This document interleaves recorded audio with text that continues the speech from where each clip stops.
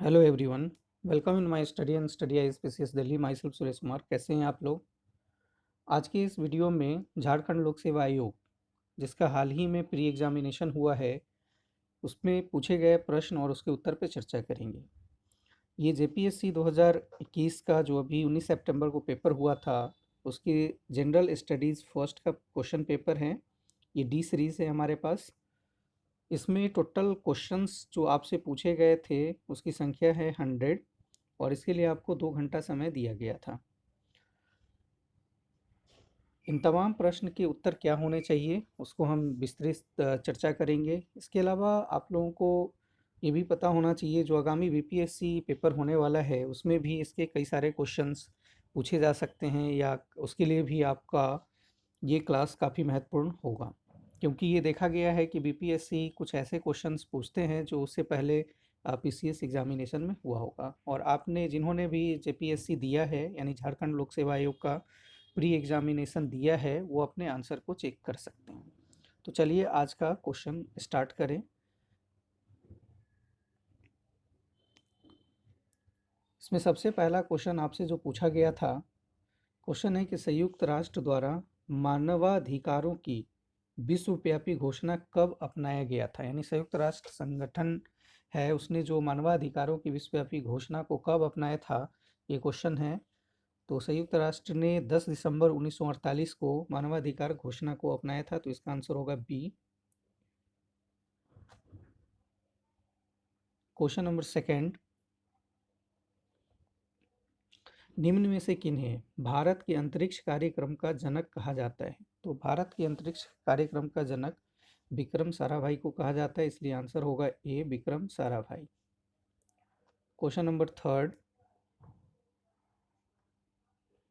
भारत में दूसरी सबसे बड़ी जनजाति कौन है। तो यहाँ ध्यान रखें दूसरी पूछा है, तो इसमें गलती ना करें। तो दूसरी सबसे बड़ी जनजाति अगर हम देखें 2011 के जनगणना के हिसाब से, तो इसका आंसर होगा Gond, B. Question number fourth, निम्न में से किसे 2019 में कुश्ती में राजीव गांधी खेल रत्न पुरस्कार दिया गया। यानी कुश्ती के लिए राजीव गांधी खेल रत्न पुरस्कार 2019 का किन्हें दिया गया है। तो ये दिया गया था बजरंग पुनिया को, तो आंसर होगा C, Bajrang Punia. Next question number 5,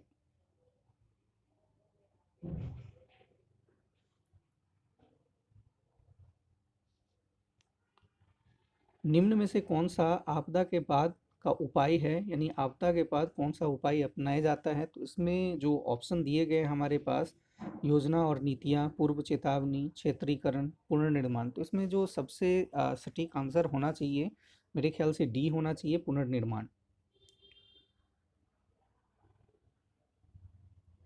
question number 6,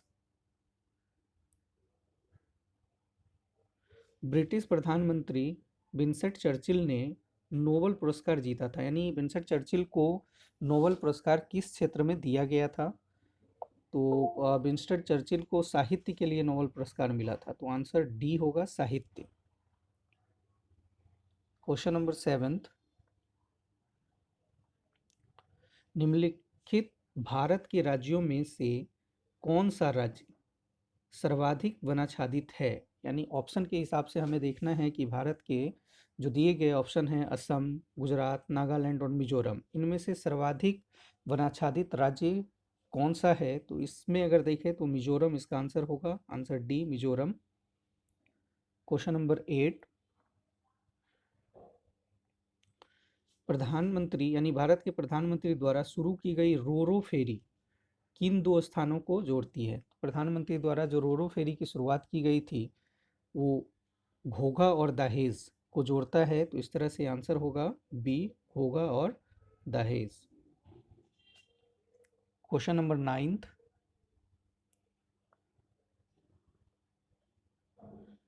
Bharat में वायु परिवहन कब प्रारंभ हुआ। तो देखिए भारत में वायु परिवहन की बात करें तो ये 1911 और 12, अगर ऑप्शन में 1912 होता तो ये ज़्यादा सटीक होता, लेकिन नियरेस्ट अगर देखें तो यहाँ पे हमारे पास 1911 है, तो इसका आंसर होना चाहिए 1911, बी। क्वेश्चन नंबर 10th, भारतीय राष्ट्रीय ध्वज के प्रारूप को किस दिन स्वीकार किया गया था? यानी भारतीय राष्ट्रीय ध्वज के प्रारूप कब स्वीकार किया गया था? ये स्वीकार किया गया था 22 जुलाई 1947 को। आंसर होगा डी, 22 जुलाई 1947। क्वेश्चन नंबर 11th,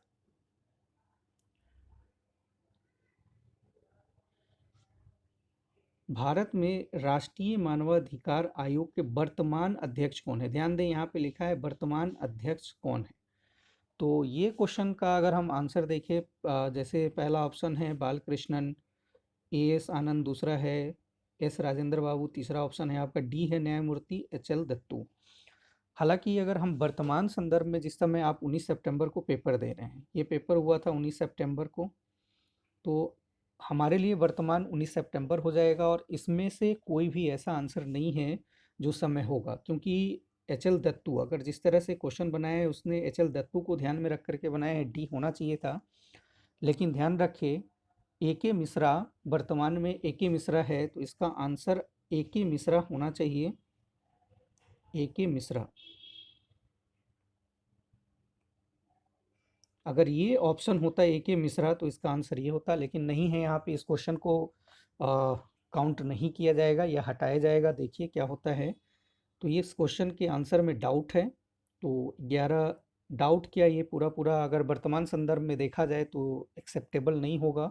अभी मैंने जैसे बताया ए के मिश्रा होता तो आंसर सही होता। क्वेश्चन नंबर 12,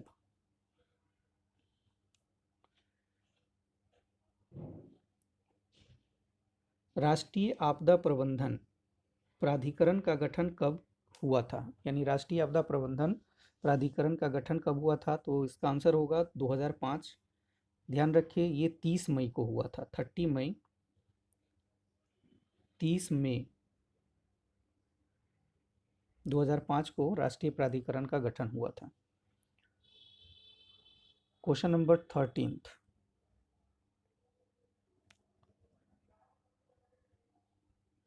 निम्नलिखित में से किस परमाणु ऊर्जा संयंत्र की स्थापित क्षमता सर्वाधिक है? जो हमारे पास ऑप्शन है नरोडा, तारापुर, काकड़ा पारा, कईगा, इनमें से किसकी जो स्थापित क्षमता है वो सर्वाधिक है? तो आंसर होगा आपका तारापुर, बी। क्योंकि अगर हम यहाँ पे देखें तो जैसे नरोड़ा, नरोड़ा और काकरापारा, नरोड़ा और काकरापारा, ये दोनों की जो क्षमता है वो 440 मेगावाट की है, 440 और 440 मेगावाट की है। और यहाँ कैगा की जो क्षमता है ये 840 मेगावाट की है। और यहाँ पे अगर हम तारापुर का देखें तो तारापुर की जो क्षमता है वो 1400 मेगावाट की है। तो इसलिए सर्वाधिक क्षमता आपके ऑप्शन में तारापुर है, तो आंसर बी होगा Tarapur. Question number 14th, Bharat में सर्वाधिक जनजाति कौन सी है? यानी सर्वाधिक जनजाति के बारे में पूछा है कि कौन सी जनजाति भारत की सर्वाधिक है। इसका आंसर होगा भील। ये भी 2011 के जनगणना के हिसाब से भील जनजाति भारत की सर्वाधिक जनजाति है। नेक्स्ट हमारे पास क्वेश्चन है 15वां क्वेश्चन, टोडा जनजाति मुख्यतः कहाँ निवास करती है? टोडा जनजाति देखिए, अगर हम देखें तो नीलगिरी अगर ऑप्शन में होता तो हमारे लिए ज़्यादा सही होता, नीलगिरी। लेकिन नीलगिरी ऑप्शन में नहीं है तो कोई नहीं, यहाँ पे तमिलनाडु है, तो इसका आंसर डी होगा। टोडा जनजाति मुख्यतः कहाँ निवास करती है? तो आंसर होगा D, Tamil Nadu. Question number 16th, Bharat में उचित पारिस्थितिक संतुलन बनाए रखने के लिए कितनी भूमि वनाच्छादित होने की सिफारिश की गई? यानी हमारे पर्यावरण परिस्थितिकी के अनुकूल भारत की कितने प्रतिशत भूभाग पे वन होना चाहिए, वनाच्छादित होना चाहिए? तो इसका आंसर होगा ए, आसान क्वेश्चन है, 33%। क्वेश्चन नंबर 17th, किस राज्य में सौर ऊर्जा विकास की सर्वाधिक क्षमता है? अब जो ऑप्शन दे रखा है उसके आधार पे हमें सोचना है। यहाँ पे ऑप्शन है हमारा उत्तर प्रदेश, राजस्थान, मध्य प्रदेश और झारखंड। अगर इन चारों ऑप्शन में देखें तो सौर ऊर्जा का सर्वाधिक संभावना राजस्थान में होगा, तो आंसर बी होना चाहिए इसका, B Rajasthan. Question number 18th,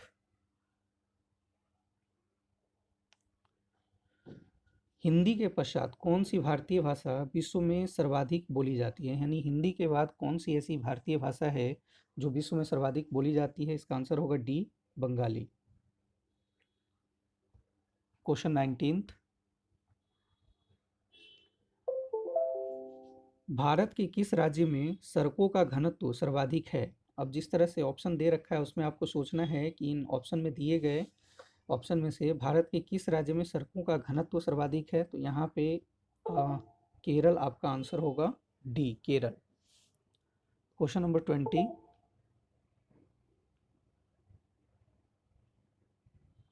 भारतीय चारागाह एवं चारा अनुसंधान संस्था कहाँ है? यानी भारतीय चारागाह एवं चारा अनुसंधान संस्था कहाँ है? आसान क्वेश्चन है ये भी, यानी ये झांसी, उत्तर प्रदेश में। नेक्स्ट, क्वेश्चन नंबर 21, भारत का बृहत्तम प्राकृतिक बंदरगाह कौन सा है? यानी देखिए यहाँ पे पूछा है, एक तो भारत का बृहत्तम, लेकिन प्राकृतिक बंदरगाह की बात करता है, तो बृहत्तम प्राकृतिक बंदरगाह कौन सा है? इसका आंसर होगा B, Mumbai. Question number 22,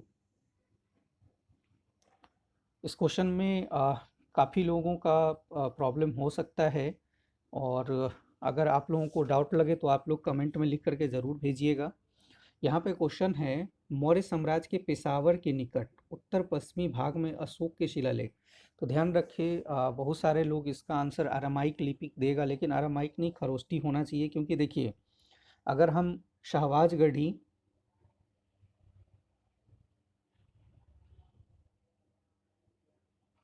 Shahbazgarhi और मनसेहरा,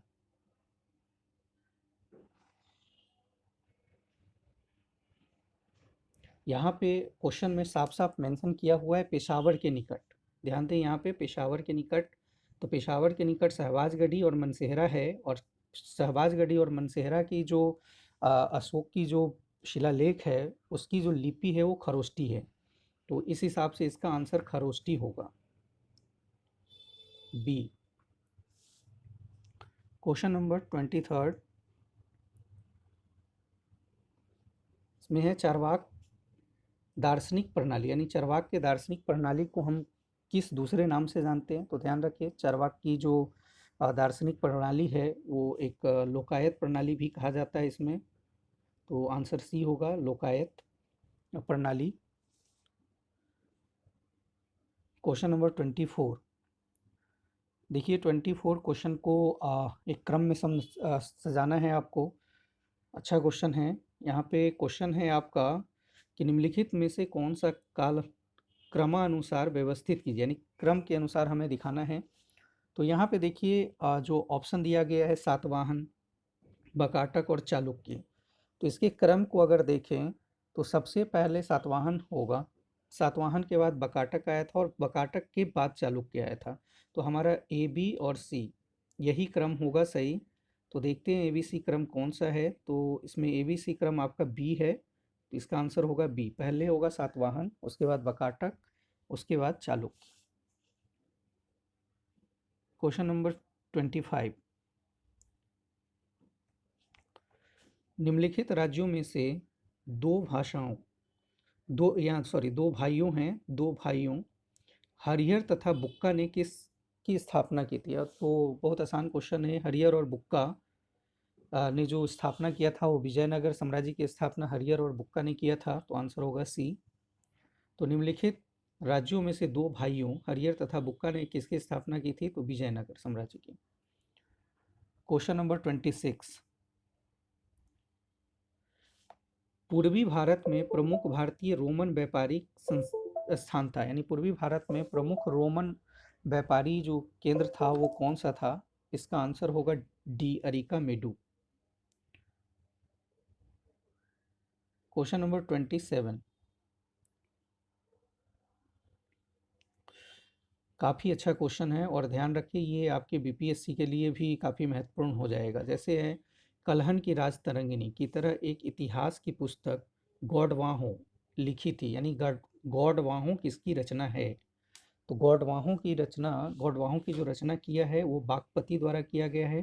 तो आंसर डी होगा, वागपति। ये आपके बीपीएससी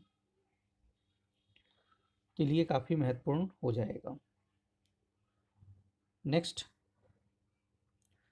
ये भी क्वेश्चन काफ़ी महत्वपूर्ण है और मेरे ख्याल से बीपीएससी में इस तरह के क्वेश्चन रिपीट करना चाहिए, पूछना चाहिए।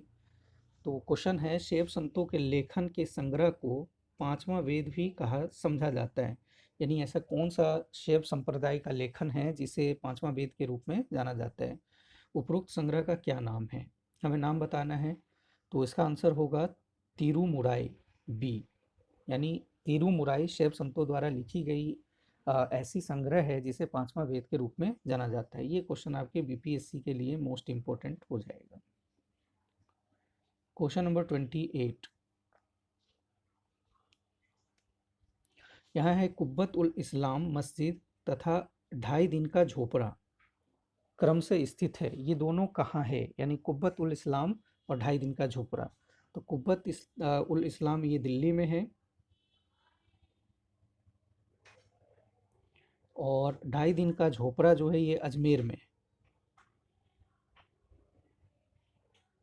तो इस तरह से दिल्ली और अजमेर, हमारा जो ऑप्शन बी है ये सही होगा, दिल्ली और अजमेर। यानी कुब्बत उल इस्लाम दिल्ली में है और 2.5 दिन का झोपड़ा अजमेर में है। इसका आंसर होगा बी। क्वेश्चन नंबर 29, अभी हमने देखा, अब 30 हमारा क्वेश्चन है। ये क्वेश्चन मध्यकाल की सरकार एक समग्र संरचना थी, ये विलय था। क्वेश्चन अगर देखें इसमें कि मध्यकालीन जो साम्राज्य है उसके बारे में क्वेश्चन है, थोड़ा सा अटपटांग क्वेश्चन है, लेकिन ये किस तरह का क्वेश्चन पूछा है, ये कंसेप्चुअल क्वेश्चन है। तो अगर हम देखें कि मध्यकालीन सरकार एक समग्र संरचना थी, ये विलय था, तो इसमें हम देखें तो फारस, अरब, तुर्क, मंगोल और भारतीय सभी तत्वों समाहित हमें दिखाई देता है। तो इसका आंसर मेरे ख्याल से ये होना चाहिए। आप लोगों को क्या लगता है, इसका सुझाव जरूर आप लोग दे सकते हैं। क्वेश्चन नंबर 31,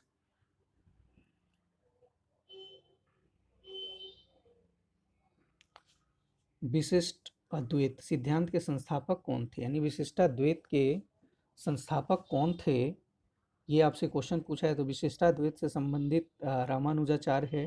तो आंसर हो जाएगा सी, रामानुजाचार्य, विशिष्टाद्वैत से। क्वेश्चन नंबर 32,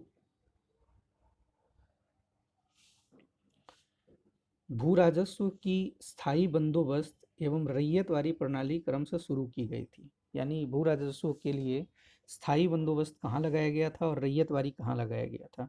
तो इसका जो स्थायी बंदोबस्त यानी परमानेंट सेटलमेंट की शुरुआत बंगाल में किया गया था और रैयतवारी मद्रास में। तो इसका आंसर हो जाएगा सी, बंगाल तथा मद्रास में।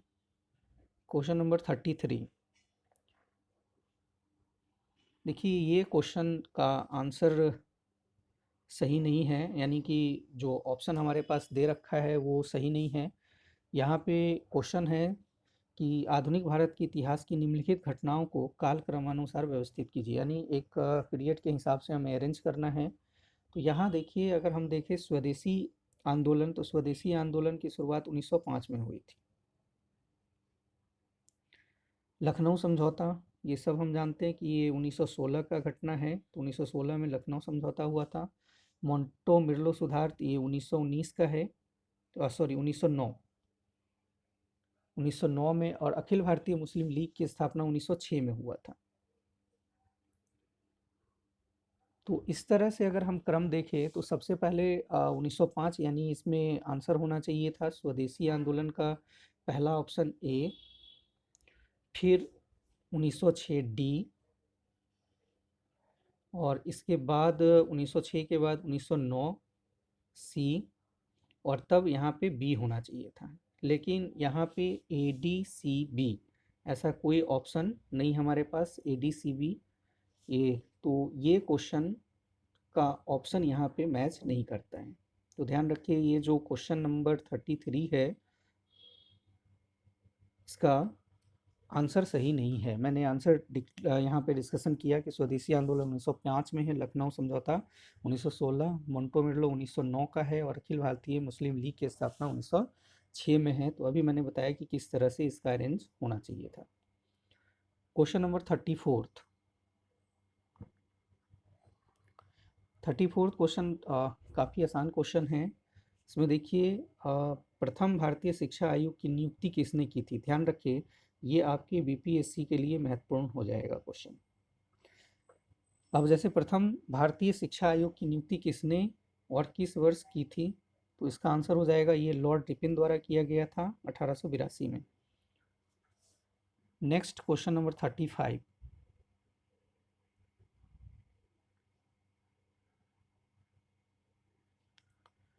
निम्न में से भारत के किस भाग में सामान्यतया प्रायद्वीपीय, ये यहाँ पे प्रवाल द्वीप के बारे में बात किया गया है कि निम्नलिखित में से भारत के किस भाग में सामान्यतः प्रवाल द्वीप, जिसे हम एटॉल्स कहते हैं, पाए जाते हैं। तो इसका आंसर सिंपल सा क्वेश्चन है, ये लक्षद्वीप। ये लक्षद्वीप पूरा का पूरा प्रवाल द्वीप से ही बना हुआ है, तो लक्षद्वीप इसका आंसर होना चाहिए, ये लक्षद्वीप। नेक्स्ट क्वेश्चन 36 निम्नलिखित में से किसने ब्रिटिश भारत में प्रांतीय स्वायत्तता की शुरुआत की। यानी इस अधिवेशन में देखें तो किस अधिवेशन में ब्रिटिश भारत में प्रांतीय स्वायत्तता की शुरुआत हुई थी, तो प्रांतीय स्वायत्तता की शुरुआत दिया गया था भारत सरकार अधिनियम 1935। तो इसका आंसर होगा आपका बी, भारत सरकार अधिनियम 1935। क्वेश्चन नंबर 37 क्वेश्चन है कि भारत में प्रिंटिंग प्रेस किसने और कब शुरू किया था। आसान क्वेश्चन है।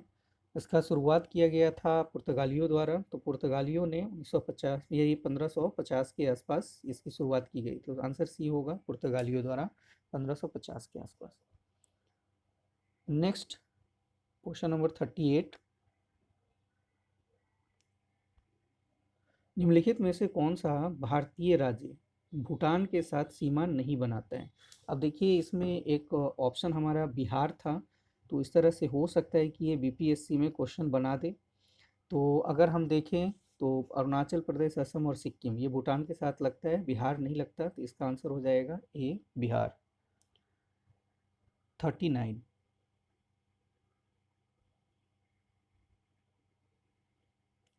स्टेटमेंट पे क्वेश्चन है और ध्यान दें काफ़ी लोग यहाँ पे कंफ्यूज हो जाते हैं। तो बहुत महत्वपूर्ण क्वेश्चन है ये और ज्योग्राफी का क्वेश्चन है। ध्यान से पढ़े क्वेश्चन को और समझे। क्वेश्चन है, कह रहे हैं निम्नलिखित में से कौन सा कथन पृथ्वी के गति के संदर्भ में सत्य है। इसको अंडरलाइन कर ले, सत्य है या असत्य है।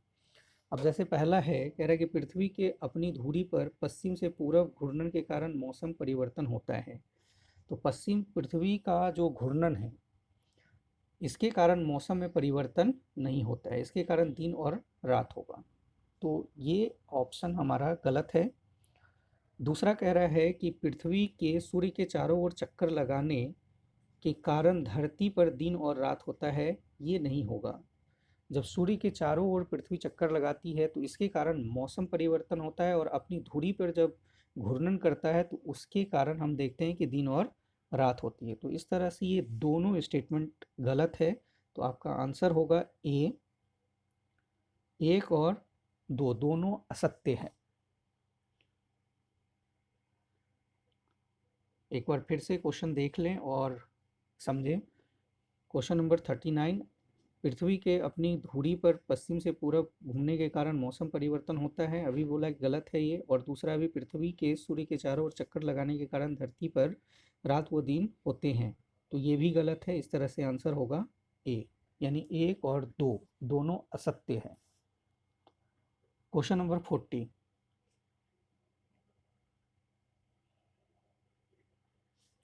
भारतीय उपग्रह इनसेट एक उदाहरण है। यानी इनसेट किस चीज़ का उदाहरण है, तो इनसेट का संबंध मौसम विज्ञान संबंधी उपग्रह है इनसेट। तो आंसर होगा बी।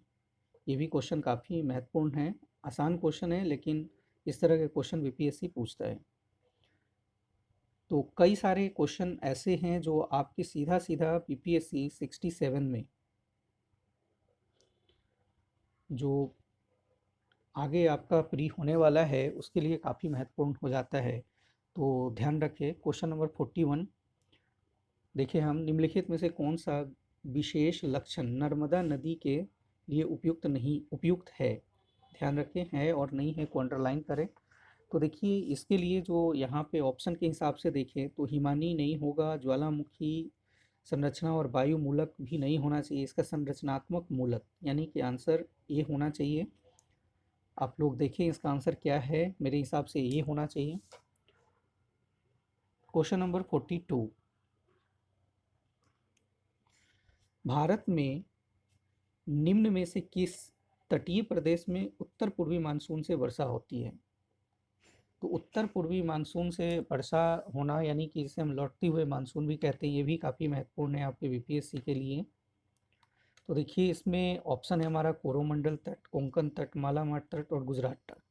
तो इन तीनों को अगर देखें, कोंकण तट, और ध्यान रखिए ये उत्तर पूर्वी मानसून से भारत का जो अगर हम मैप की बात करें तो ये पश्चिमी घाट है और ये पूर्वी घाट है। तो उत्तर पूर्वी मानसून से पूर्वी घाट पे वर्षा होती है, पश्चिमी घाट पे वर्षा नहीं होती है। तो इस तरह से इसका ये अगर हम देखें तो ये तीनों के तीनों कहीं ना कहीं पश्चिमी घाट से रिलेटेड है। इनका संबंध पश्चिमी घाट से है, लेकिन ये पूर्वी घाट से रिलेटेड है, कोरोमंडल। तो इसका आंसर होगा कोरोमंडल तट ए। क्वेश्चन नंबर 43 स्टेटमेंट पे आधारित क्वेश्चन है, देखते हैं इसको ध्यान से पढ़िए। कह रहा है निम्नलिखित में से कौन सा कथन भारतीय लेटेराइट मृदा के संदर्भ में सत्य है। तो लेटेराइट मृदा उच्च ताप और भारी वर्षा वाले क्षेत्र में विकसित होता है। इसका एक बार इंग्लिश भी देख लें, जब भी जिस क्वेश्चन में डाउट हो तो वहाँ पे इंग्लिश ज़रूर पढ़ें। Laterite soil develop in area with high temperature and heavy rainfall. तो ये स्टेटमेंट पूरी तरह से सत्य है। और ये निछालन या लीचिंग जिसे हम कहते हैं, निछालन प्रक्रिया के द्वारा लेटेराइट मृदा बनता है और वो कारण होता है टेम्परेचर और रेनफॉल का। तो ये सत्य है। दूसरा ऑप्शन है लेटेराइट मृदा जैविक यानी कि जिसमें ह्यूमस समृद्ध होती है, वह पश्चिम बंगाल, असम और उड़ीसा क्षेत्र में पाई जाती है। देखिए, अगर क्षेत्र की बात करें तो कहीं ना कहीं ये सत्य है, लेकिन समृद्ध अगर ह्यूमस समृद्ध का है कि यहाँ पे जो लिखा है कि laterite soil is rich in humus, ये नहीं है, रिच इन ह्यूमस नहीं होता। ये आयरन ऑक्साइड के कारण, इसमें आयरन एल्युमिनियम की मात्रा अधिक होती है। तो इस तरह से अगर स्टेटमेंट देखें तो पहला स्टेटमेंट सही है, दूसरा स्टेटमेंट सही नहीं है। तो इसका जो आंसर होगा केवल एक सत्य है, बी। एक बार और आप लोग देख लें क्वेश्चन को। तो जैसे मैंने बताया कि लेटेराइट मृदा उच्च ताप और भारी वर्षा वाले क्षेत्र में होता है, सत्य है, लेकिन इसमें ह्यूमस समृद्ध नहीं होता है, इसलिए स्टेटमेंट सेकंड गलत हो जाएगा। इसका आंसर इस तरह से बी होगा, केवल एक सत्य है। क्वेश्चन नंबर 44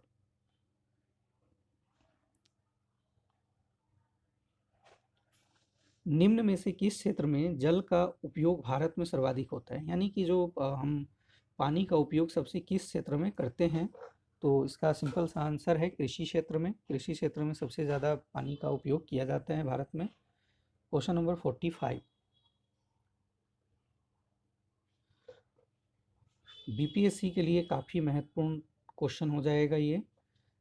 भारतीय जनगणना 2011 के अनुसार किस भारतीय राज्य में ऋणात्मक जनसंख्या वृद्धि दर दर्ज की गई है। तो ध्यान रखें, ऋणात्मक जनसंख्या वृद्धि दर्ज मात्र नागालैंड में किया गया था, तो इसलिए इसका आंसर होगा सी, नागालैंड। क्वेश्चन नंबर 46 क्वेश्चन काफ़ी डिफ़िकल्ट क्वेश्चन बनाया था, लेकिन अगर हम यहाँ पे सभी का स्टेटमेंट देखें तो उस हिसाब से काफ़ी आसान हो जाता है। कह रहा है कि निम्नलिखित में से कौन सा सुमेलित नहीं है। ध्यान रखिए, नहीं है। तो अनुच्छेद 22.2 कह रहा है कि संसद विधि द्वारा उन परिस्थितियों का निर्धारण कर सकेगी जिसके अंतर्गत 3 माह से अधिक निरुद्ध किया जा सकता है। तो ये स्टेटमेंट सही होना चाहिए। क्वेश्चन नंबर इसी का जो हमारा सेकेंड पार्ट है, बी, कह रहा है गिरफ्तार किए गए व्यक्ति को गिरफ्तारी के कारणों तथा यथासंभव शीघ्र बताएं बिना अभिरक्षा में नहीं रखा जा सकता, ये भी स्टेटमेंट सत्य है। नेक्स्ट देखिए यहाँ आर्टिकल 22.1 में कहता है स्वयं की पसंद के अधिवक्ता द्वारा प्रतिरक्षा का अधिकार है, बिल्कुल सत्य है। नेक्स्ट डी को थोड़ा ध्यान से पढ़ें,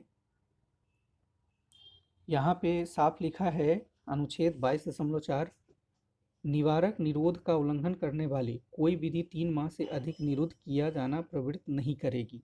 तो मेरे ख्याल से जो आपका क्वेश्चन नंबर 46 है इसका आंसर डी होना चाहिए। आप लोग एक बार चेक करें, तो इसका आंसर डी होगा 46 का डी, अनुच्छेद 22.4 47।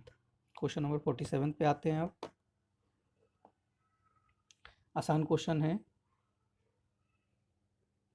भारतीय जनगणना 2011 के अनुसार निम्न में से किस भारतीय राज्य में नगरों की संख्या सर्वाधिक है। अब देखिए यहाँ ऑप्शन के हिसाब से हमें देखना है।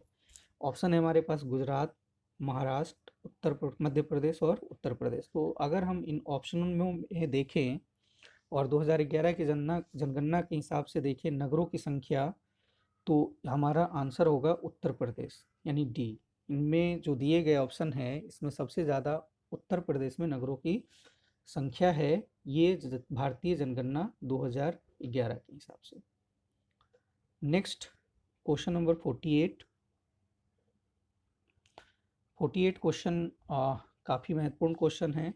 निम्नलिखित में से कौन सा अनुच्छेद राज्य विधानसभाओं में आंग्ल भारतीयों के प्रतिनिधित्व से संबंधित है। ध्यान रखें आपके बीपीएससी के लिए भी महत्वपूर्ण होगा ये। तो इसका आंसर होगा अनुच्छेद 333 यानी 333 बी। अनुच्छेद 333 के द्वारा राज्य विधानसभा आंग्ल भारतीयों के प्रतिनिधित्व करता है ये। नेक्स्ट हमारा क्वेश्चन है 49 है कि यह किसने कहा कि न्यायिक सक्रियतावाद को न्यायिक जोखिमतावाद नहीं होनी चाहिए। तो देखिए ये क्वेश्चन का आंसर थोड़ा डिफ़िकल्ट है निकालना, लेकिन मेरे हिसाब से या तो न्यायमूर्ति रंजन गोगोई होंगे या न्यायमूर्ति दीपक मिश्रा, क्योंकि ये हाल फिलहाल का स्टेटमेंट है, याद नहीं आ रहा है तो एक बार ये आप देखें और कमेंट करके मुझे भी बताएं। नेक्स्ट क्वेश्चन नंबर 50 भी कुछ इसी तरह का क्वेश्चन है, इसका आंसर निकाल पाना थोड़ा मुश्किल लगा 50 का, कि निम्नलिखित में से कौन सा बात जमींदारी व्यवस्था से संबंधित है। तो यहाँ पे कामेश्वर सिंह बनाम बिहार राज्य, रमेश थापर बनाम मद्रास राज्य, मोतीलाल बनाम उत्तर प्रदेश राज्य, पश्चिम बंगाल बनाम सुबोध, यानी ये जो स्टेटमेंट है इसको थोड़ा सा एक बार चेक करें आप लोग, आंसर क्या निकल के आता है फिर से इसे देखना पड़ेगा। क्वेश्चन नंबर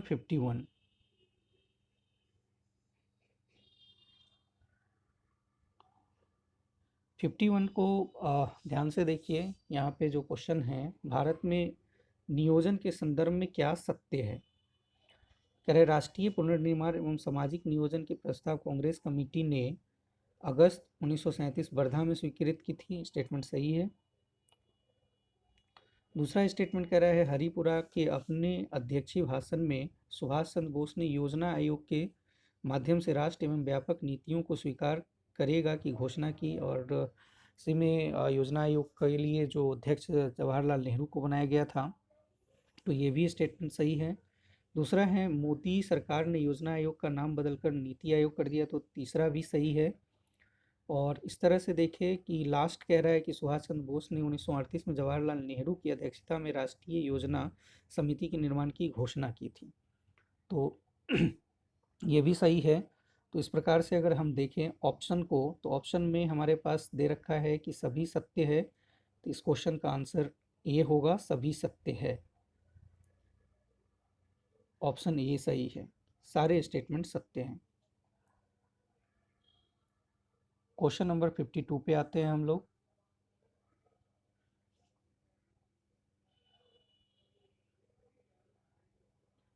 कुछ क्वेश्चन काफ़ी अच्छे क्वेश्चन हैं, कुछ ऐसे स्टेटमेंट टाइप क्वेश्चन दिया है जो थोड़ा सा डिफिकल्ट भी है। यहाँ पे क्वेश्चन नंबर 52 है, संघ लोक सेवा आयोग राज्य की आवश्यकताओं की पूर्ति के लिए सहमत हो सकता है, यानी संघ लोक सेवा आयोग राज्य की आवश्यकता के अनुसार कब सहमत होगा?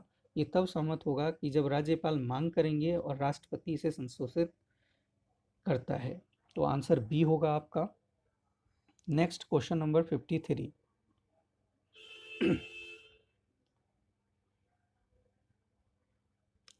53 काफ़ी महत्वपूर्ण क्वेश्चन है। Democracy and development India from socialism to pro business, ये किताब का नाम है democracy and development India from socialism to pro business नामक पुस्तक के लेखक कौन है? इसका लेखक कौन है? तो इसका लेखक है अतुल लोहिया। आंसर सी होगा, अतुल लोहिया। Question number 54। 54 है, सुशासन के संदर्भ में निम्नलिखित में से कौन सा सत्य नहीं है? ध्यान रखें, सत्य नहीं है। तो सुशासन में देखिए, अगर हम देखें तो कह रहे धार्मिक एवं भावुकता, यहाँ इसको थोड़ा अभी रुक जाते हैं, सभी ऑप्शन देखते हैं। सहभागिता एवं विधि शासन होना चाहिए, पारदर्शिता एवं उत्तरदायित्व भी होना चाहिए, समता एवं समावेशन भी होना चाहिए। तो इस हिसाब से आपका आंसर ये हो जाएगा, सुशासन में धार्मिकता एवं भावुकता का कोई स्थान नहीं होना चाहिए। Next question number 55।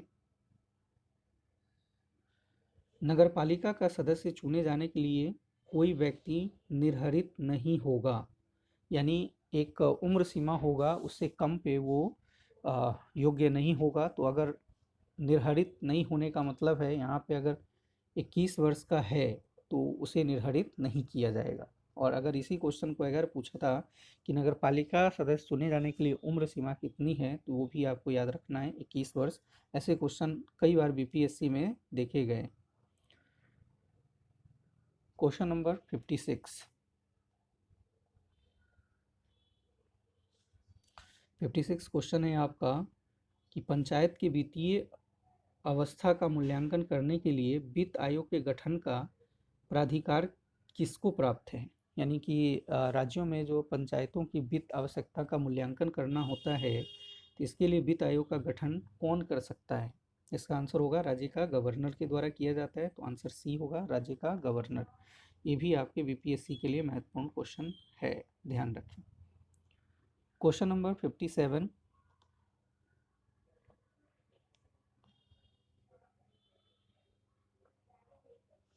भारतीय राजकोषीय संघवादी व्यवस्था में संसाधनों का केंद्र द्वारा राज्यों को आवंटन किया जाता है। वर्तमान में निम्न में से कौन सा संसाधनों के आवंटन का एक माध्यम नहीं है? वर्तमान में इसमें एक है कि कौन सा ऐसा माध्यम है संसाधनों के आवंटन का माध्यम नहीं है? तो इसमें सहायक अनुदान ज़्यादा सटीक आंसर है, सी सहायक अनुदान। Next question number 58। भारत में कर निर्दिष्टीकरण के संशोधनिक प्रावधानों के तहत निम्न में से कौन सा कर है जो पूरी तरह से राज्यों द्वारा लगाया और वसूला जाता है? यानी ऐसा कौन सा कर है जो पूरी तरह राज्य खुद लगाता है और वसूलता भी है? इसका आंसर है भू राजस्व, डी। नेक्स्ट क्वेश्चन हमारा है 59।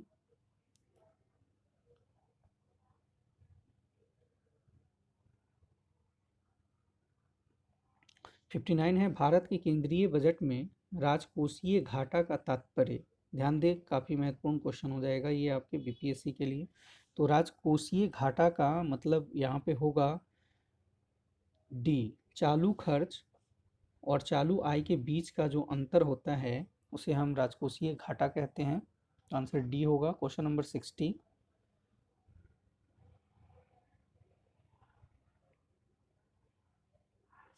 भारत की दूसरी पंचवर्षीय योजना द्वारा विकसित एवं आर्थिक मॉडल पर आधारित, यानी दूसरी पंचवर्षीय योजना किस मॉडल पर आधारित है, क्वेश्चन है। और इस तरह के क्वेश्चन बीपीएससी पूछता है। इसका आंसर होगा पीसी महालनोबिस, सी पीसी महालनोबिस। यानी भारत की दूसरी पंचवर्षीय योजना पीसी महालनोबिस द्वारा विकसित एवं आर्थिक मॉडल पर आधारित है। इसे महालनोबिस योजना भी कहते हैं। Next question number 61। 61 क्वेश्चन भी थोड़ा सा इसमें डाउट है, इस पे आप लोग अपना आंसर बता सकते हैं कि निम्नलिखित में से कौन सा क्रम सही है जिससे दर्शित विकास के मापकों को प्रस्तावित किया गया है। तो देखिए इसमें दो क्वेश्चंस इसके ऑप्शंस है, एक बी और एक सी। ये दोनों में से एक होना चाहिए, लेकिन अगर हम देखें तो यहाँ प्रति व्यक्ति आय पहले होना चाहिए, ह्यूमन डेवलपमेंट इंडेक्स और PQIL। तो इसका ज़्यादा सटीक आंसर सी लग रहा है। आप बताएं कि आपको बी और सी में से कौन सा आंसर सही है। Next question number 62।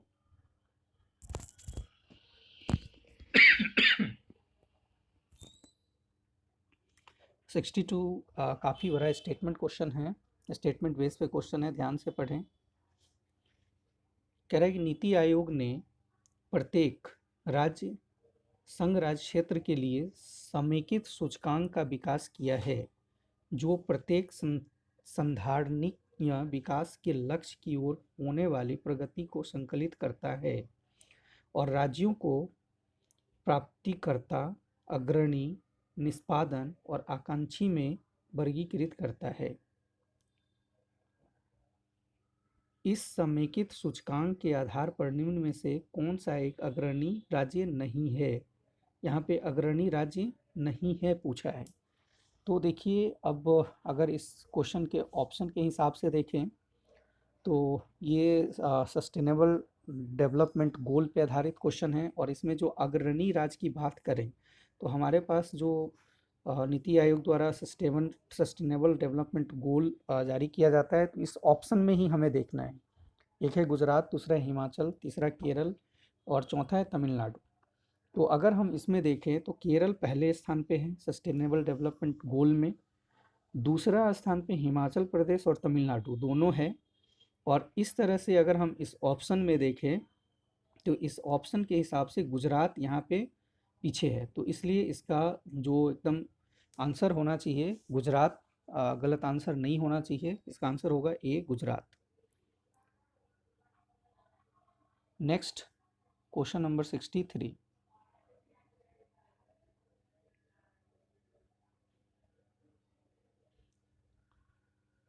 भारत में शीर्षक पंक्ति वाला, यानी कह रहा है कि भारत में शीर्षक पंक्ति वाली मुद्रास्फीति आधारित होती है।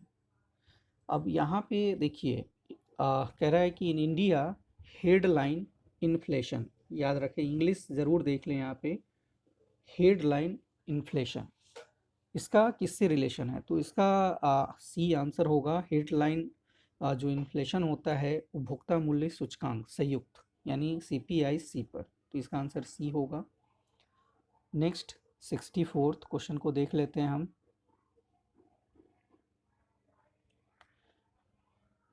ये सब काफ़ी महत्वपूर्ण क्वेश्चन हैं, और 64 क्वेश्चन भी आपके BPSC के लिए काफ़ी महत्वपूर्ण हो जाता है। 63rd क्वेश्चन भी BPSC के लिए काफ़ी महत्वपूर्ण था। तो ध्यान रखिए जो क्वेश्चन मैं कहता हूँ उन सबको एक बार ज़रूर देख लें, और इस क्वेश्चन को एक बार ज़रूर ध्यान से देख लें, और जहाँ पे आपको डाउट लगता है तो आप मेरे से संपर्क भी कर सकते हैं। यहाँ देखिए क्वेश्चन है हमारा 64। निम्नलिखित में से कौन सी संस्था ब्रेटन वुड्स संस्थानों से संबंधित नहीं है। तो ब्रेटन वुड्स संस्थान की अगर हम बात करें तो अंतर्राष्ट्रीय मुद्रा कोष है, विश्व बैंक है, और ये संयुक्त राष्ट्र संघ के अंतर्गत ही आता है। तो ये तीनों होगा। विश्व व्यापार संगठन ये नहीं होगा। ये विश्व व्यापार संगठन काफ़ी बात की बात है, और गेट वगैरह आपने पढ़ा होगा तो आपने समझा होगा विश्व व्यापार संगठन का। तो इसका आंसर ये होगा, विश्व व्यापार संगठन ब्रेटन वुड्स संस्थान से संबंधित नहीं है। नेक्स्ट अब हम बात करेंगे 65। 65 भी काफ़ी महत्वपूर्ण क्वेश्चन है, और ध्यान रखिए कि इसका पूरी तरह से पूछने की संभावना है। BPSC में इस क्वेश्चन को दिखना चाहिए, ऐसा क्वेश्चन है ये। क्वेश्चन है, पहले स्टेटमेंट को पढ़ें। स्टेटमेंट काफ़ी बड़ा बनाया है क्वेश्चन का। कह रहा है कि देश के 29 राज्यों और 6 संघ राज्य क्षेत्र में 100, यानी यहाँ पे जो दिया है कि 29 राज्यों और 6 संघ राज्य क्षेत्र में 312 शहरों कस्बों में आच्छादित भारत सरकार के राष्ट्रीय वायु गुणवत्ता मॉनिटरिंग कार्यक्रम, आप नेट पे सर्च करें कि वायु गुणवत्ता राष्ट्रीय जो मॉनिटरिंग कार्यक्रम है ये क्या है, तो आपको समझ में आएगा। इसके अंतर्गत निम्न में से किस मिश्रण को सभी जगहों पर नियमित मॉनिटरिंग के लिए चिन्हित किया गया है। यानी क्वेश्चन का सीधा सीधा अर्थ है कि राष्ट्रीय वायु गुणवत्ता मॉनिटरिंग कार्यक्रम, जिसे हम NAMP कहते हैं, इसके तहत किन गैसों के मिश्रण का मॉनिटरिंग किया जाएगा, किन किन गैसों का या किसे मॉनिटरिंग किया जाएगा राष्ट्रीय वायु गुणवत्ता मॉनिटरिंग कार्यक्रम के तहत। तो ध्यान दें, इसके तहत जो मॉनिटरिंग किया जाएगा ये तत्व है आपके, एक तो सल्फर डाइऑक्साइड, नाइट्रोजन के ऑक्साइड यानी SO2 NO2, निलंबित कणीय पदार्थ जिसे हम PM10, और सूक्ष्म कणीय पदार्थ जिसे हम PM2.5 कहते हैं। तो आंसर होगा बी। यानी सीधा सीधा आपका क्वेश्चन है कि राष्ट्रीय वायु गुणवत्ता मॉनिटरिंग कार्यक्रम जिसे हम NAMP के अंतर्गत सल्फर डाइऑक्साइड, नाइट्रोजन ऑक्साइड, निलंबित कण पदार्थ जिसे हम PM10 कहते हैं, और सूक्ष्म कणीय पदार्थ जिसे हम PM2.5 कहते हैं का यहाँ पे मॉनिटरिंग किया जाएगा। इस तरह से इसका आंसर बी है, और ये काफ़ी महत्वपूर्ण क्वेश्चन है BPSC के लिए, ध्यान रखें। फिर एक बार देख लें, सल्फर डाइऑक्साइड SO2 NO2 यानी नाइट्रोजन का ऑक्साइड, और दूसरा PM10 और PM2.5 जिसे हम निलंबित कणीय पदार्थ और सूक्ष्म कणीय पदार्थ कहते हैं, शामिल है। बहुत महत्वपूर्ण क्वेश्चन है ये। नेक्स्ट क्वेश्चन नंबर 66 पे आते हैं हम लोग।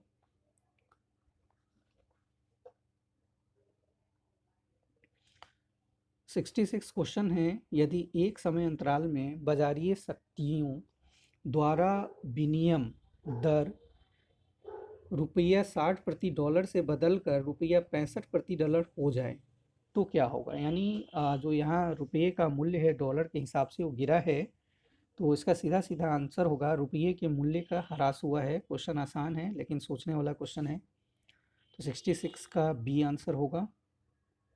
नेक्स्ट 67 साइंस के क्वेश्चन है, और साइंस के क्वेश्चन BPSC में कितने पूछे जाते हैं वो आप लोगों को पता होना चाहिए। तो यहाँ पे क्वेश्चन है, गुणसूत्रों की वंशागत सिद्धांत दिया था, तो गुणसूत्रों का वंशानुस्थान जो इसका वंशावली जो बनाया था वो था मेंडल। तो इसका आंसर होगा डी, मेंडल। ये भी आपके BPSC के में पूछे जा सकते हैं, साइंस के क्वेश्चन है ये। नेक्स्ट 68 क्वेश्चन है, हिग बोसोन को इससे भी जाना जाता है, यानी हिग बोसोन को और किस नाम से जाना जाता है। तो हम सब जानते हैं कि हिग बोसोन को गॉड पार्टिकल कहते हैं, तो यहाँ गॉड पार्टिकल यानी कि गॉड कण के नाम से जाना जाता है। इसका आंसर बी होगा। क्वेश्चन नंबर 69 अच्छा क्वेश्चन है, आसान है लेकिन अच्छा क्वेश्चन है, आप ध्यान रखिए BPSC के लिए ये महत्वपूर्ण क्वेश्चन हो जाएगा। साइंस में निम्नलिखित में से कौन सा कीट नहीं है, तो खटमल कीट होगा, मच्छर भी कीट होगा, घरेलू मक्खी भी कीट है, मकड़ी ऑर्थोपोडा ये कीट नहीं होगा। तो मकड़ी इसका आंसर होगा सी, मकड़ी, यानी कि इन ऑप्शन में से मकड़ी कीट नहीं है। नेक्स्ट क्वेश्चन 70 साइंस के ही क्वेश्चन है। 70 कह रहे प्रकाश उत्सर्जक डायोड, यानी प्रकाश उत्सर्जक डायोड के कार्य करने का सिद्धांत, यानी प्रकाश उत्सर्जन डायोड किस सिद्धांत पर कार्य करता है। तो इसे हम वैद्युत संदीप्ति कहते हैं। इसको इंग्लिश में देखें तब ज़्यादा समझ में आएगा, एक बार इंग्लिश ज़रूर देख लें। वैद्युत संदीप्ति यानी डायोड जो है, प्रकाश उत्सर्जन डायोड, वो विद्युत संदीप्ति पर काम करता है। आंसर होगा बी। क्वेश्चन नंबर नेक्स्ट 71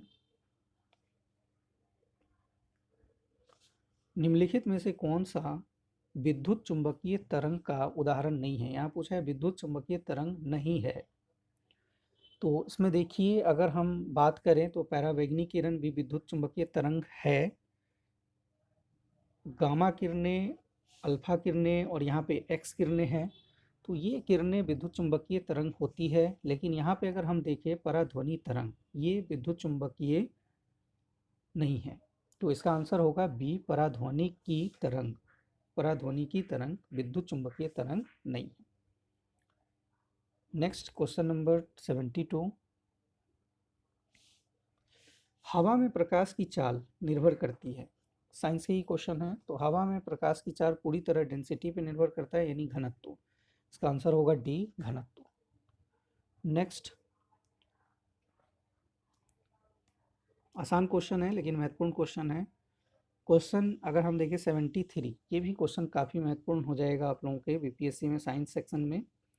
पौधे द्वारा ली जाने वाली नाइट्रोजन या नत्रजन लिखा है, नाइट्रोजन की बात कर रहे हैं कि पौधा किस रूप में नाइट्रोजन को ग्रहण करता है। तो पौधा नाइट्रोजन आयन के रूप में, नाइट्रेट आयन के रूप में ग्रहण करता है। तो ये आंसर डी ज़्यादा सही है, नाइट्रेट आयन। इसमें नाइट्रेट आयन भी होना चाहिए, कोई बात नहीं। नाइट्रेट के रूप में पौधा नाइट्रोजन प्राप्त करता है। क्वेश्चन नंबर 74, क्वांटम सूचकांक का मूल मात्रक है, यानी क्वांटम सूचकांक का मूल मात्रक क्या है इसमें। इसका ऑप्शन बी सही है, Q U B I T, Q U byte. Next question number 75 पे आते हैं हम लोग। कह रहे हैं मेघ संगणना सेवा सम्मिलित नहीं करती। इसका मतलब है कि cloud computing service does not include, यानी क्लाउड कंप्यूटिंग में कौन सा शामिल नहीं है। तो क्लाउड कंप्यूटिंग में अगर हम देखें तो यहाँ पे अगर हम देखें विद्युत चुंबकीय वर्णक आवंटन होना चाहिए, मंच सेवा, सॉफ्टवेयर सेवा, ये सब चीज़ें होना चाहिए। आधारिक संरचना सेवा, मेरे ख्याल से आंसर 20 का ज़्यादा सही है। आधारिक संरचना सेवा इसमें शामिल नहीं होगा क्लाउड कंप्यूटिंग में। तो 75 का आप लोग देखिए आंसर एक बारी, मेरे ख्याल से इसका आंसर बी होना चाहिए, आधारिक संरचना सेवा। क्वेश्चन नंबर 76, क्वेश्चन है हमारा, फैक्स एवं इलेक्ट्रॉनिक मेल प्रेषण में प्रयुक्त सूचना संकेतक का रूप है।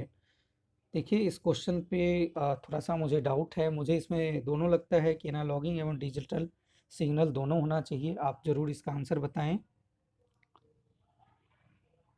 नेक्स्ट क्वेश्चन नंबर 77, प्रथम शाकनाकी विश्व में उत्पादन। तो इसमें प्रथम शाकनाशी में इसका आंसर 4D होना चाहिए, बी। नेक्स्ट क्वेश्चन है हमारा 78, मूंगफली का अत्यधिक हानिकारक रोग, यानी मूंगफली में कौन सा ऐसा रोग है जो बहुत हानिकारक होता है। तो यह है टिक्का। इसका आंसर होगा टिक्का, बी। ये भी आपके बीपीएससी में पूछे जा सकते हैं क्वेश्चन। नेक्स्ट क्वेश्चन है हमारा, मक्का, आलू, गन्ना। 79 क्वेश्चन है, मक्का, आलू, गन्ना, मूंग फसल चक्र, यानी कि इसका मूंग फसल चक्र उदाहरण है। ये सारे के सारे जो फसल है, मक्का, आलू, गन्ना, ये सब किस फसल चक्र का उदाहरण है। तो इसमें आलू है, गन्ना है, आगे ये दे रखा है मूंग दे रखा है। तो इससे साफ जाहिर हो जाता है कि ये सब एक वर्षीय फसल चक्र का उदाहरण है, बी सटीक आंसर होगा इसका। नेक्स्ट क्वेश्चन नंबर 80, मैक्रोनी गेहूं का वास्तविक नाम है। तो मैक्रोनी गेहूं जो होता है, टिटिकम डयूरम बोलते हैं इसको। तो आंसर ए होगा, टिटिकम डयूरम। मैक्रोनी गेहूं को टिटिकम डयूरम कहते हैं। नेक्स्ट 81 क्वेश्चन, भूमिज विद्रोह का नेता कौन था। ये भी आप लोग बीपीएससी के लिए ध्यान रखें। भूमिज विद्रोह हुआ था, ये गंगा नारायण जी इसके नेतृत्व करता थे। तो इसका जो नेता थे Ganga Narayan, answer B. Next question number 82, Bharat से विदेशों में बहुतायत में निर्यात की जाने वाली आम की कौन सी प्रजाति है। तो भारत विदेशों में जो आम की सर्वाधिक जो निर्यात करता है वो प्रजाति है अल्फांसो, आंसर बी होगा इसका। नेक्स्ट 83, मुगलों के समय झारखंड का प्रदेश के नाम से जाना जाता था, यानी मुगलों के समय झारखंड को किस नाम से जाना जाता था। तो ये था मुगल के समय में झारखंड को कुकरा कहा जाता था। आंसर बी होगा कुकरा। Next question number 84। ये झारखंड स्पेशल क्वेश्चन है। कुछ यहाँ पे अब जो शुरू हुआ है झारखंड स्पेशल है, ध्यान रखें। अगर झारखंड स्पेशल को आप लोग एक बारी फिर से चेक करें, जितना मेरे से हुआ है मैंने कोशिश किया है। अगर कहीं कोई त्रुटि है तो आप ज़रूर हमें कमेंट करके बताएं कि इसका आंसर क्या होगा। लेकिन मैंने पूरा सतर्कता बरती है पूरी तरह से, और जितना हुआ है मैंने क्वेश्चन का आंसर सही करके आप लोगों को देने का प्रयास किया है, और इससे आप अपने आंसर को मैच करें, ज़रूर मैच करें। क्वेश्चन है, अंग्रेज़ों का झारखंड में सर्वप्रथम प्रवेश की ओर से हुआ था। अब देखिए यहाँ पे अगर देखा जाए तो इसका आंसर ज़्यादा 84 का मेरे हिसाब से जो सटीक आंसर होगा सी भूम, यानी अंग्रेज़ झारखंड में सी भूम की ओर से प्रवेश किया था। यानी अंग्रेज़ों का इसमें क्वेश्चन अजीब तरह से क्वेश्चन है कि अंग्रेज झारखंड में किस तरफ से प्रवेश किया था, तो मेरे हिसाब से आंसर सी होगा, सी भूम की ओर से। Question number 85।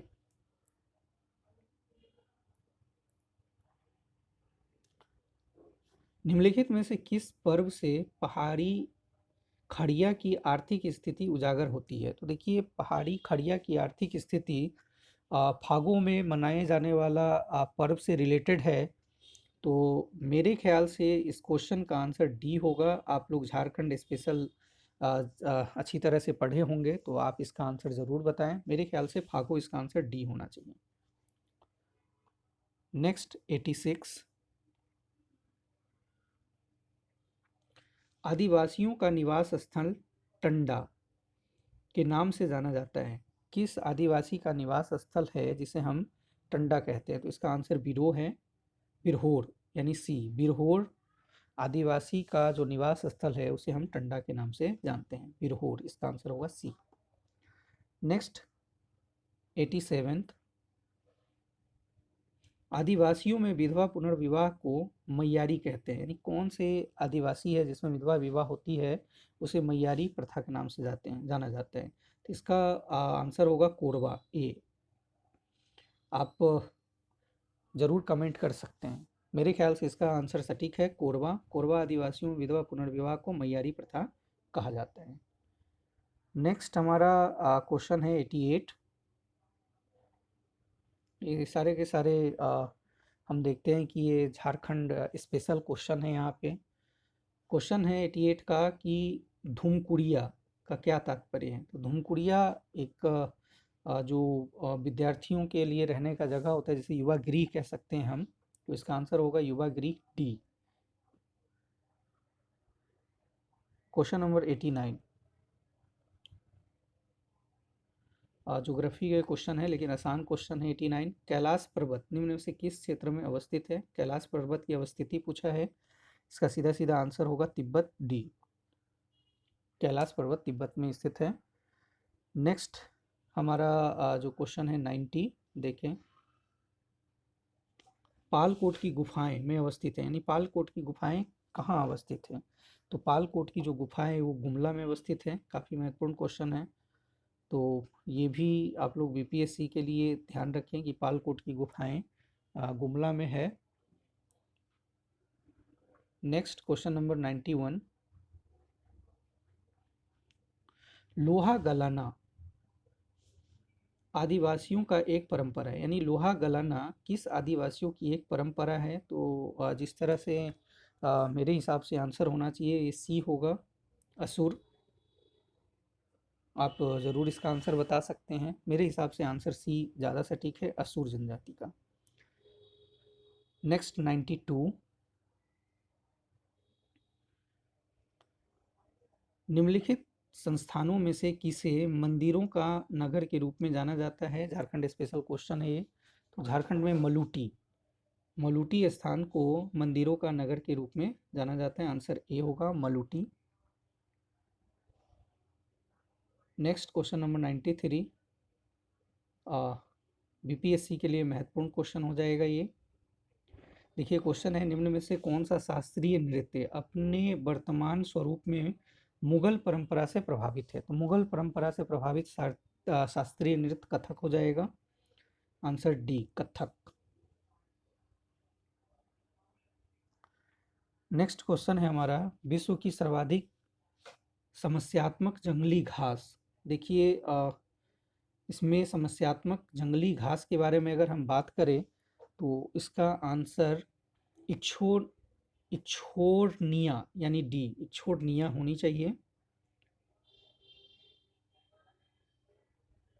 इच्छोरनिया इसका जो एक बार आप लोग भी चेक करें, इसका आंसर कह रहा है कि विश्व की सर्वाधिक समस्यात्मक जंगलीय घास इच्छोरनिया। मेरे ख्याल से डी इसका आंसर होगा, इच्छोरनिया। नेक्स्ट 95,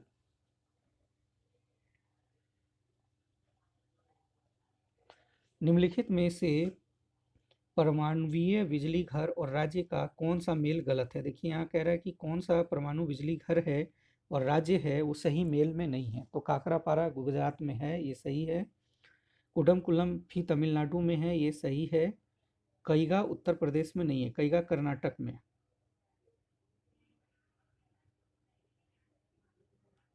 कर्नाटक में है। और कलपक्कम ये भी गलत है, कलपक्कम कर्नाटक में नहीं है, कलपक्कम तमिलनाडु में है। तो इस तरह से ये दोनों गलत है। ये क्वेश्चन पे ऑब्जेक्शन जाएगा और ये क्वेश्चन हटाना चाहिए, या तो सभी को मार्क्स मिलेगा या इस क्वेश्चन को हटा दिया जाएगा। तो कईगा कर्नाटक में और कलपक्कम कर्नाटक में नहीं है, तो यहाँ कईगा उत्तर प्रदेश में दिया, ये भी गलत है। सी भी गलत है और डी भी गलत है। इसका 2 ऑप्शन है जो गलत है। नेक्स्ट 96,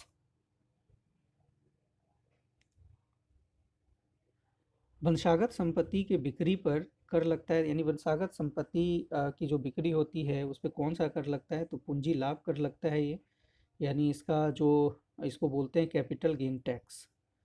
तो आंसर होगा इसका सी, पूंजी लाभ कर, यानी वंशागत संपत्ति के बिक्री पर पूंजी लाभ कर लगाया जाता है। नेक्स्ट क्वेश्चन नंबर 97,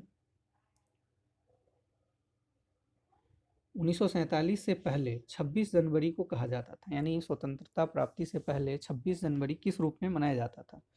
तो इसका इतिहास आप पढ़ेंगे तो समझ में आएगा कि किस तरह से हम 1930 से हम पूर्ण स्वराज के दिवस में 26 जनवरी को मनाते आए हैं, और 47 तक हम पूर्ण स्वराज दिवस के रूप में 26 जनवरी को मनाते थे। तो 1947 से पहले 26 जनवरी को पूर्ण स्वराज दिवस के रूप में मनाया जाता रहा है। तो इसका आंसर होगा बी, पूर्ण स्वराज दिवस। नेक्स्ट 98, अब देखिए निम्नलिखित में से कौन सा सर्वाधिक घरेलू रासायनिक प्रदूषक का कारण है। अब सर्वाधिक घरेलू रासायनिक प्रदूषण का कारण खाना बनाने वाली गैस का जलना, ये नहीं होगा। रूम स्प्रे भी उतना नहीं है। मच्छर मारने वाले लच्छे का जलाना भी उतना नहीं। लेकिन जो सबसे ज़्यादा होगा कोयले का जलाना, जो खास करके जो हम खाना बनाने में कोयले का उपयोग करते हैं वो कहीं ना कहीं, देखिए अब यहाँ पे बहुत सारे लोग सी को लगाएंगे, कहेंगे कि ये सही है मच्छर मारने वाले लच्छे का जलाना, लेकिन ये कितना यूज किया जाता है उस पर ध्यान दें। और जो कोल वगैरह है ये खाना बनाने में के लिए कितना प्रयोग किया जाता है। यहाँ कोल से मतलब यहाँ पे बर्निंग कोल, तो और भी ईंधन है जो हम जैसे गैस वगैरह का प्रयोग नहीं करते हैं और खाना बनाने में कोल का प्रयोग करते हैं, ये ज़्यादा मेरे ख्याल से सटीक होगा। 98 का डी। 99, क्वेश्चन नंबर 99 देखिए, बहुत आसान क्वेश्चन है। निम्न में से कौन सा लौह धातु का एक अयस्क है। तो लौह धातु हेमेटाइट, सीडेराइट ये सब है। तो यहाँ पे देखिए बॉक्साइट ये नहीं है, क्रोमाइट भी नहीं होगा, मैकेलाइट नहीं है, तो हेमेटाइट आपका सही आंसर है, बी हेमेटाइट। लास्ट क्वेश्चन है हमारा, निम्न में से कौन सी शहरी जीवन की विशेषता नहीं है। देखिए शहरी जीवन की विशेषता नहीं है, ये आपके पूरे थॉट पे क्वेश्चन है। तो और यहाँ पे क्वेश्चन है कि शहरी जीवन की विशेषता नहीं है। तो देखिए मानवीय मूल्य का नाश होना, अगर देखें तो निम्न से कौन सा शहरी जीवन की विशेषता नहीं है। अनौपचारिक संबंध, प्रतिस्पर्धा और व्यक्तिक संबंध। तो यहाँ पर इसका ज़्यादा सटीक आंसर आप एक बार सोचें, और मेरे ख्याल से मानवीय मूल्य का नाश होना, ये ज़्यादा सटीक आंसर लग रहा है मेरे हिसाब से। आप अपना आंसर इसका 100 का लास्ट क्वेश्चन है, इसका आंसर ज़रूर बताएं। मेरे ख्याल से मानवीय मूल्य का नाश होना ज़्यादा सटीक लग रहा है। चलिए, आप जो भी मेरे चैनल से जुड़े हुए हैं वो वीडियो को ज़रूर शेयर कर दें, और जो पहली बार देख रहे हैं चैनल ज़रूर सब्सक्राइब कर लें। वीडियो को ज़रूर शेयर करें ताकि जिन्होंने झारखंड पीसीएस अभी दिया है वो अपने आंसर को चेक कर लें। Thank you everybody, thank you watching for me.